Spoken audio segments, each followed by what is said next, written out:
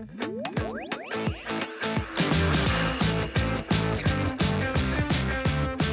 sind wir mal wieder mit einem Lieblingsthema am Start. Das hier ist ein Chibo-Film. Es geht also um, Überraschung, Kaffee.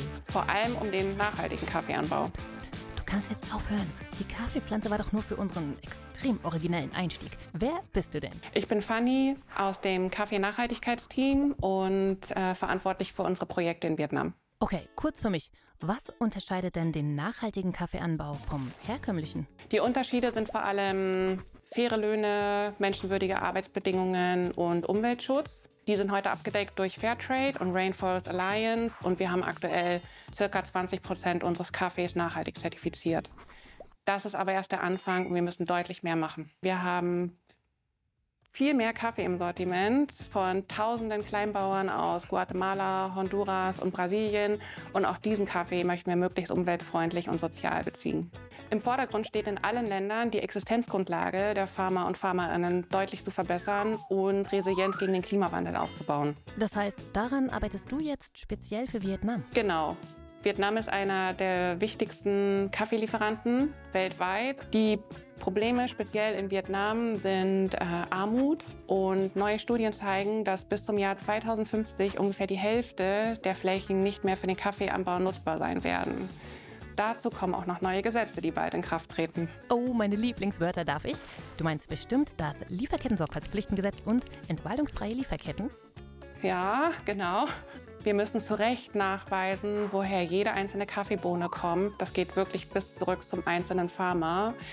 Dass für den Kaffeebaum nicht ein anderer Baum gefällt wurde und dass es den Menschen in der gesamten Lieferkette gut geht und es gute Arbeitsbedingungen gibt. So als paar Beispiele. Aber wie genau macht ihr das so von Hamburg aus? Also ihr seid ja jetzt nicht so nah dran am Geschehen. Ja, das stimmt. Wir haben Partner vor Ort, die genau da sind, wo unsere Kaffeebohnen herkommen. Ach cool, so sehen die aus. Zeig mal her, komm ein bisschen näher. Ein bisschen, warte mal, vielleicht doch lieber, genau, perfekt. Die sind ja ganz hell. Ja, die ist noch nicht geröstet. So bekommen wir sie von unseren Kaffeefarmern geliefert. Und genau dort arbeitet Enveritas, eine unabhängige, gemeinnützige Organisation. Deren Risikoanalysen und Länderberichte sind unsere Ausgangsbasis. Mit Hilfe der Daten wissen wir immer genau, wie wir die FarmerInnen unterstützen können, ohne ihnen ein Programm überzustülpen, das nicht ihrer Lebensrealität entspricht. Wir sind in Brasilien, Honduras und Guatemala schon seit längerem aktiv.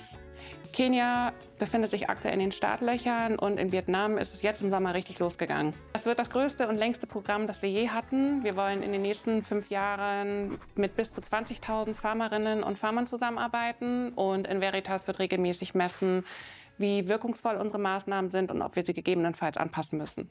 Klingt richtig gut. Aber wie viele Leute seid ihr nochmal im Kaffeeteam? Wir sind aktuell 7 Leute im Team. Wir schaffen den Branchenumbruch aber auf keinen Fall allein. Wir haben je nach Land Lieferkettenpartner und NGOs, mit denen wir zusammenarbeiten. Darüber hinaus arbeiten wir mit weiteren Unternehmen und Organisationen zusammen, wie zum Beispiel World Coffee Research und dem Deutschen Kaffeeverband, um globale Lösungen zur Stärkung des Kaffeesektors voranzutreiben und gemeinsam einen Wandel Richtung mehr Nachhaltigkeit zu schaffen. Ihr habt euch da aber auch ganz schön was vorgenommen.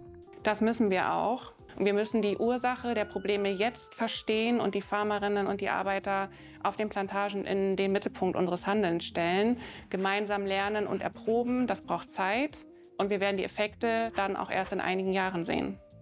Und welcher Teil deiner Arbeit bedeutet dir denn besonders viel?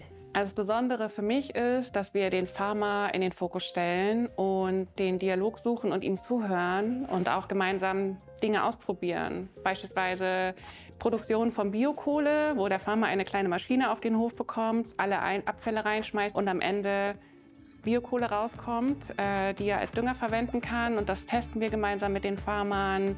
Die geben uns Feedback und es macht ihnen total Spaß, da einfach Teil von zu sein. Okay, Fanny. Klingt, als hättest du schön und viel zu tun. Kann ich los? Super. Aber halt, warte. Einen Satz brauchen wir noch von dir. Ah, stimmt. So packen wir das. Genau.